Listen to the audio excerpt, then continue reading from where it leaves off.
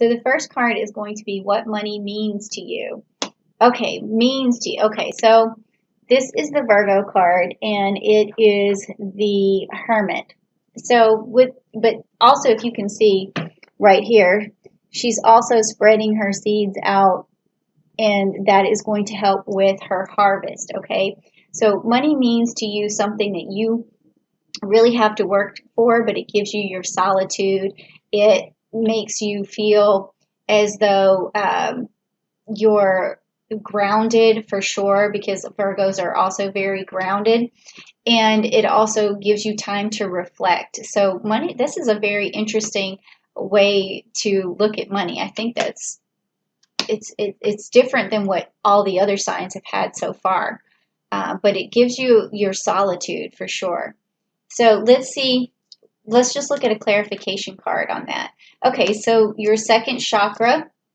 So that may be something that you want to work on with the Archangel Ariel.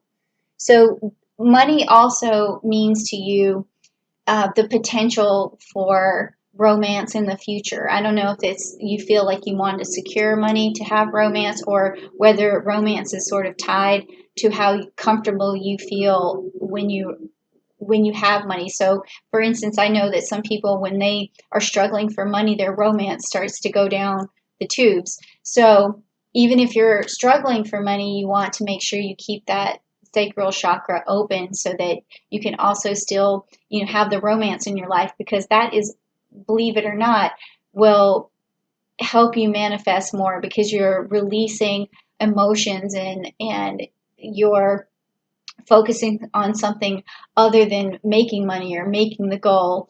And then also it'll bring you out of your solitude, because even though you like solitude, you still want to have something for yourself that's healthy, like a healthy romance or a healthy love. Okay, so that's a interesting. I like that reading for what money means to you. That's interesting. Okay, so what is your relationship to the energy of money? So we don't often think of inanimate objects like money having energy. We think of organic, like beings or something like that give off energy. But money is a currency, and it gets around a lot. And a lot of people touch it, and a lot of people have their hands on it, and it does create energy. So what does that mean for you? Let's see what the cards say. Like what's your relationship to that energy? Okay, so cardinal fire. So the King of Wands. So when you have money, you definitely feel like you stand in your power. Money gives you energy. That's like a stately sort of regal feeling, like you've accomplished something really big for yourself, or that you're able to have more control over your environment and your situation. So that's interesting energy right there. And we also have the Ram down there in the Aries energy, so it makes you feel more on fire and more passionate. That's probably why you got that sacral chakra in the beginning there, because it's saying here that when you do have the money, the energy from money, that you're on fire again. So the passion probably starts up again too. But let's get some clarification and see. Okay, well, this is interesting because it's a little bit, off topic here. But, well, actually, not really, because what I see is that this card means that you're not looking at what you currently have. You're not looking around your surroundings thinking, I'm good for now. I've created a success for myself, and I have good things already. I have a house, I have a home, and you don't have to be envious of what you don't have, because when you fall into, it's not just envious of other people, or although that could be true, but it's more like always thinking that you can do more, or that there's this thing that's unattainable, this life that you just can't see, because you're focused.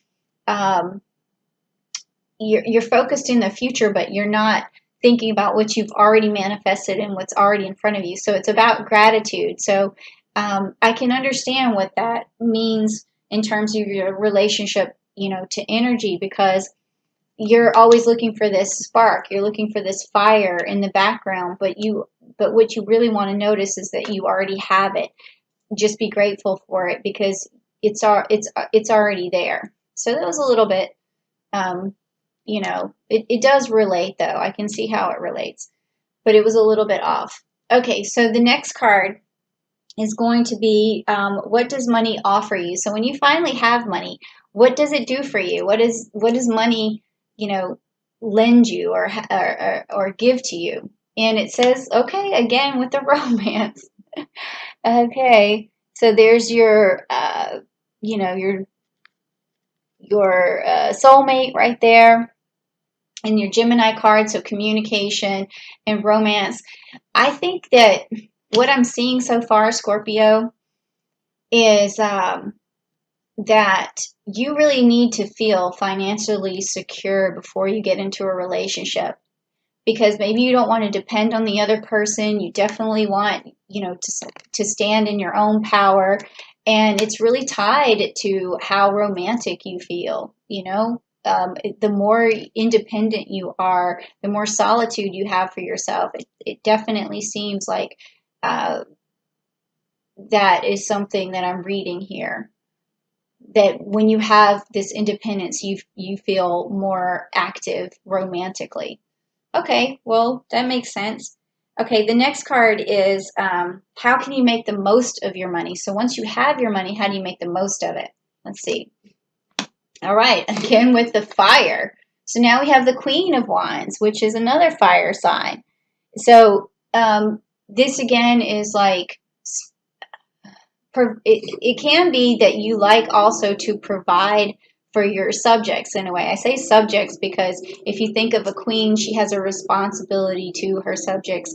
And when she feels like she can provide, she feels very good. So when you make how to make the most of your money is being able to provide for yourself first and then provide for others. So even if you get into a relationship, maybe you like it when you can actually pay for half, or you like it when you can pay all of it. If you're, you know, if that's your mentality, you like to hold the purse strings in a way. So that's how you make the most of your money, is being able to provide. So let's get some clarification on that one too. Okay, so your sixth chakra. So another thing that you can make the most of the money with is by having a vision. And I think that I'm feeling this energy that there's not always a straightforward vision for you. So even if you have money, you don't necessarily know exactly what you want to spend it on, or who to spend it on, or how to spend it. So you need to spend some time just visualizing and seeing what dreams you want to come true for yourself, whatever you want to manifest in your life, because it's not all about just providing for someone else. Or it could be a vision that includes providing for someone else, but also I don't think, like, maybe you're more concerned with having the money than you are what you can do with the money. So make a vision board. Okay, so next is do you have a surplus right now of money, or are you in a sort of a shortfall or a deficit in money? So let's take a look and see. Okay, so we got the Pluto card, which is the Judgment card. In this case, I don't really think that this means necessarily judgment, because sometimes it may mean that the way you make your money may not satisfy you completely, but it does mean that there is some money, and it means that there's some abundance. So this tells me you do have some surplus for some time to come. So that's really good, especially in these times right now. Okay, and then you have this as a clarification, which is a man holding a coin. So this tells me that you have maybe a safety net of someone who you could fall back on if your surplus ran out, which is good. Or maybe there's someone who is willing to offer you some sort of financial stability if anything was to happen. Or this also could mean that there's someone who will come in your life who is financially well off, who will offer you some money. Okay, but it is a male energy, but that doesn't mean that, you know, if you're a male and you got this card, it doesn't mean that there's, you know, a male. It's just a male sort of energy of someone who's in control and someone who can offer you money. Okay, all right, so that's good. So the next card is what expense should you eliminate? And this has been fun for me because I can kind of see where you've been spending your money. Sometimes it's a little bit hard to decipher where it's going, and it has been for some of the other signs, but let's see what it is for you. Okay. Ooh, it's the Devil card, and it's Capricorn. So this actually, I mean, it's saying where should you eliminate? So it's basically anything that that seems wasteful or doesn't add to your life really. So because when you look at the Devil card, Capricorn, it's like the negative side of Capricorn energy, and Capricorn energy is usually a very stable, rooted energy, a very headstrong energy, and that's all good, especially if you're saving your money and controlling your money well. But if you're being wasteful, you're going to get this card.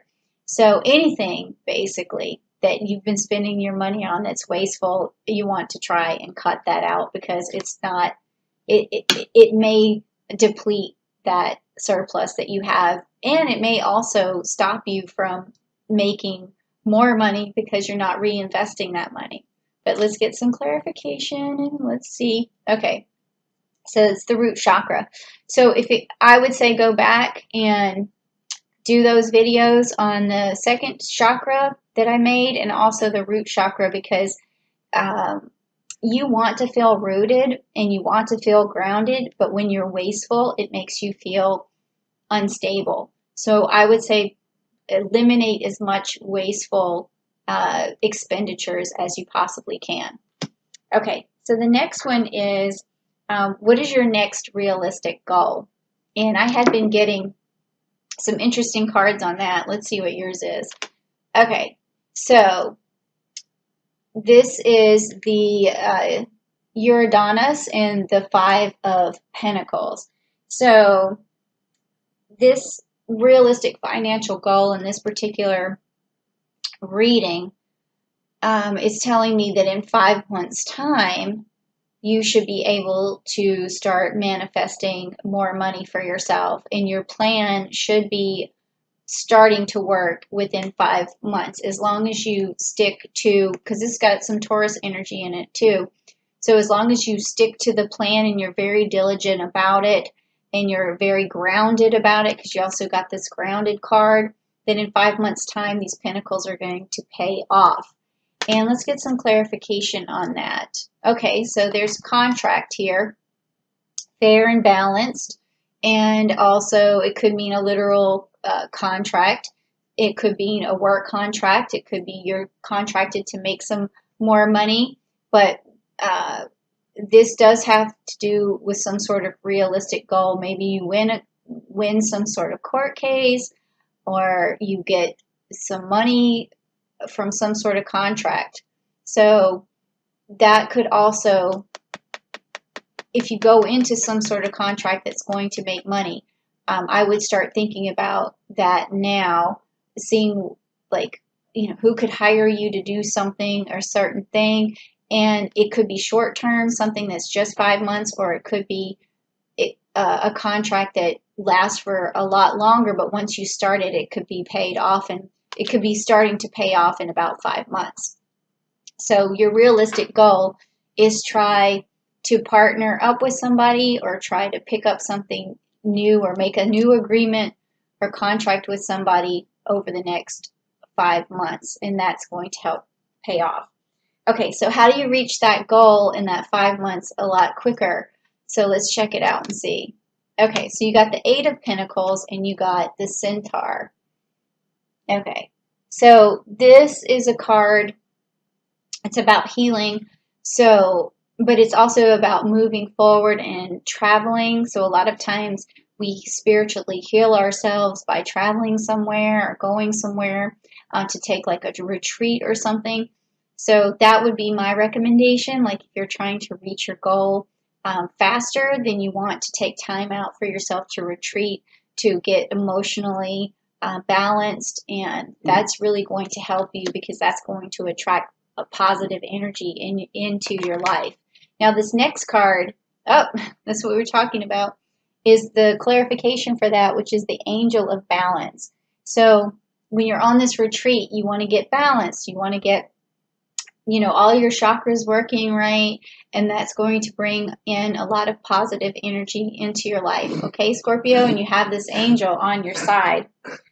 Oh, my dog is making some funny noise. I don't know if he might be thirsty. But we have one more card, and then I'll go help him.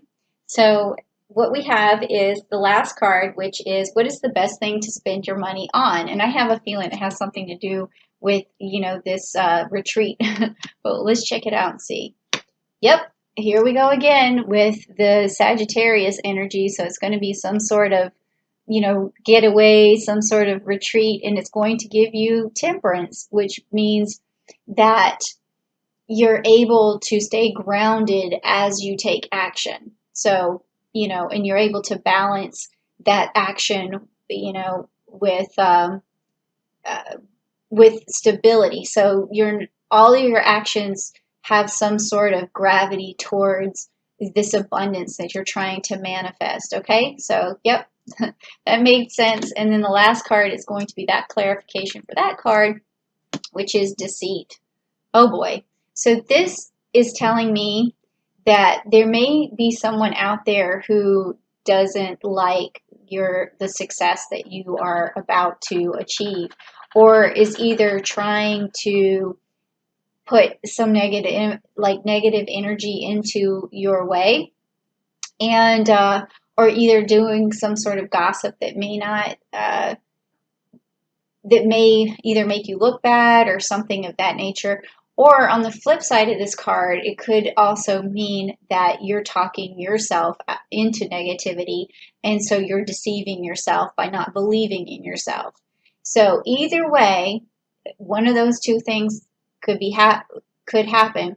Is you want to make sure you start to do some spiritual cleansings, some things that make you vibrate at a really high level, so that anybody who does try and put you down, you always have something positive to say back. So therefore, you basically take their energy and you put it back into the universe, but you put it back with love, because where there's love, there's no negativity cannot live there, and the negativity they're trying to give you cannot stay inside of you, because there's too much love and it brings light to the situation.